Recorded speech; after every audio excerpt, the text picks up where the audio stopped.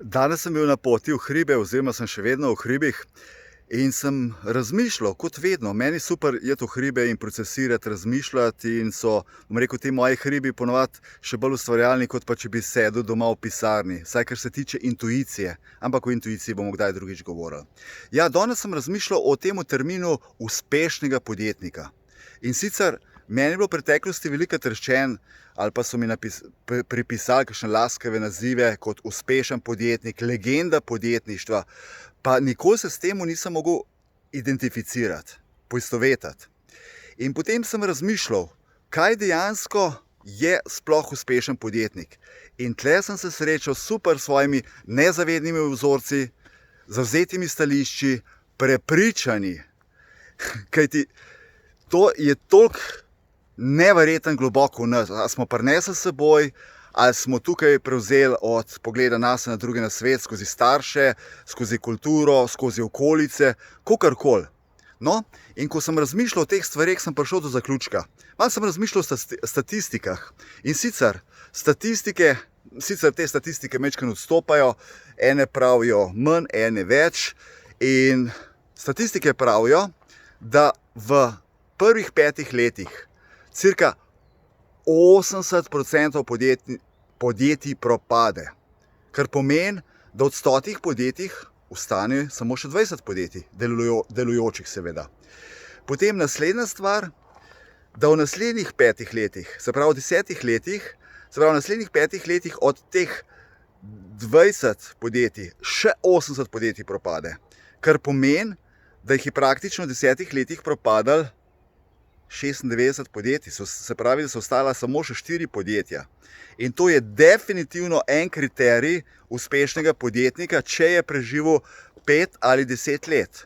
Ker se pravim, jaz nisem mogel nikoli poistovetiti, ker za mene si bil uspešen podjetnik, če si imel, ne vem, milijardo evrov, dolarjev, ampak dejstvo je, da bomo mogli dozoreti in počasi začenjati razumeti, da se uspeh ne meri po denarju.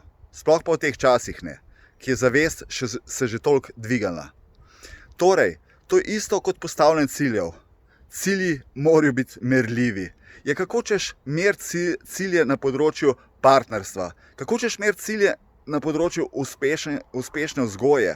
Ker v končni fazi, če govorimo o uspešni vzgoji, vsak otrok je drugačen. Če se je otrok rodil kot otrok s posebnimi potrebami, a veste, je kriterij čist drugačen kot pa, ne vem, če se je rodil normalen in lahko normalno se giblje in deluje in tako naprej. No, pa sem pa razmišljal naprej.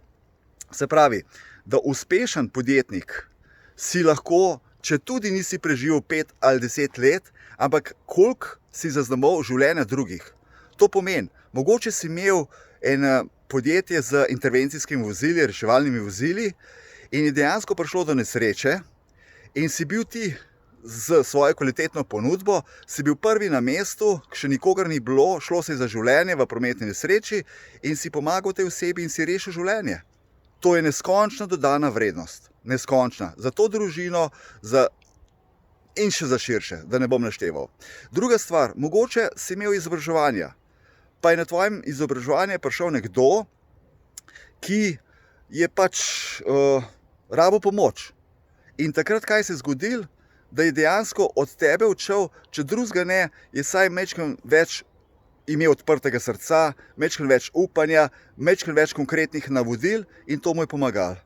Jaz sem velikokrat slišal, ali pa mi kdo napisal, ali pa mi je preko Facebooka sporočil kakšno zahvalo, recimo v smislu, pred 20 leti sem bil na vašem seminarju in zdaj po vaši zaslugi imam multimilijonsko podjetje. Ok, spet merljivo v denarju, ampak ta oseba, ne bom konkretno delal reklame, se ukvarja z ekološkimi zadevami in pomaga ljudem na čist drugih nivojih. Potem, recimo, izdali ste samo 500 knjig. Se pravi, od teh 500 knjig ste jih izdali, je nekdo, ki je bil obupan, ki je mogoče razmišljal o samomoru ali karkoli, je dobil v tej knjigi tisto pravo, da je dejansko mu rešil življenje. A je uspešen. Ne? Tako da, v glavnem, kriterijev je zelo veliko, tako da veselim se vaših komentarjev v nadaljevanju tega posnetka, ker sem prepričan, da boste navedli ogromno primerov, kaj je za vas uspešno podjetništvo. Uživajte življenje!